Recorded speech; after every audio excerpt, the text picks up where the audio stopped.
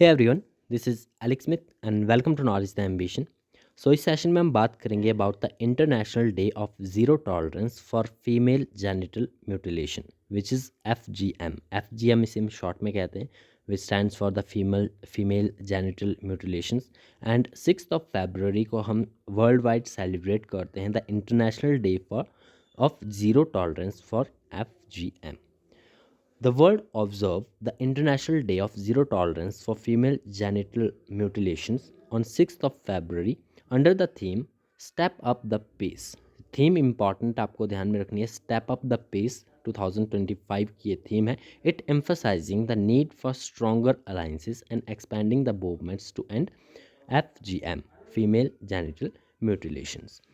इसी के बारे में हम जानते हैं आगे क्या होता है FGM एंड किस तरह से जो है ये वर्ल्ड वाइड स्प्रेड है। ठीक है, किस तरह से इसकी मूवमेंट्स एक्सपेंड कर रही हैं, कुछ एक इंपॉर्टेंट पॉइंट्स इसके बारे में जानेंगे। आगे बढ़ने से पहले वीडियो को लाइक शेयर और कमेंट ज़रूर कर दें। चैनल पर पहली बार आए चैनल को सब्सक्राइब भी ज़रूर कर लें। चलिए सबसे पहले जानते हैं what is FGM, female genital म्यूटिलेशंस।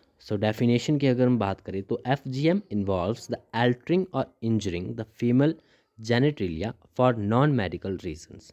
It is internationally recognized as violation of human rights, which violates non-discrimination on the basis of sex, health, and integrity of girls and women.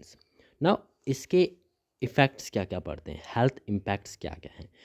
Immediate जो इफ़ेक्ट्स हैं, severe pain, excessive bleeding, infections, shock और even death भी इसके कारण देखने को मिलती है। लॉन्ग टर्म इन्फेक्ट जो इम्पैक्ट्स हैं इनकी अगर हम बात करें तो इसमें chronic pain, infections, menstrual sexual health issues देखने को मिलते हैं। अब ग्लोबल प्रेवलेंस की अगर हम बात करें over 230 million girls and women world wide have undergone FGM, mostly in 30 countries across the Africa and middle east and Asia. ठीक है, around 230 million girls and women world wide they have undergone the FGM, और mostly जो है वो 30 countries across the Africa, middle east and Asia में जो है ये मेजरली देखने को मिलता है। FGM is usually performed on young girls between the infancy and age of 15 and estimated 4 million girls are at risk of undergoing FGM every years, averaging 12,000 cases per day. Now, what are the reasons behind this FGM practice?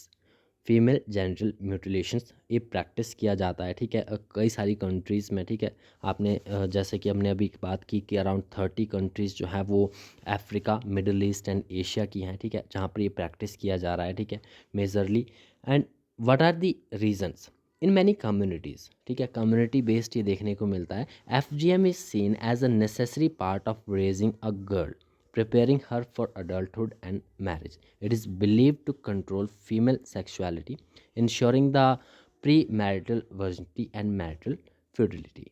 Some mistakenly believe that FGM is a religious requirement, although no religious text prescribe the practice. Rooted in gender inequality, FGM is a gender based violence that harms girls' bodies and endangers their lives. Elimination की अगर हम बात करें United Nations aim करता है to eliminate FGM by 2030। United Nation का ये target है कि वर्ल्ड वाइड जो है इस प्रैक्टिस को, FGM प्रैक्टिस को 2030 तक जो है वो एलिमिनेट कर दिया जाएगा under the sustainable development goal 5.3 which targets ending harmful practices like child marriages and FGM। तो ये सबसे इम्पॉर्टेंट डाटा है इस रिपोर्ट का। ठीक है, ये आपको ध्यान में रखना है।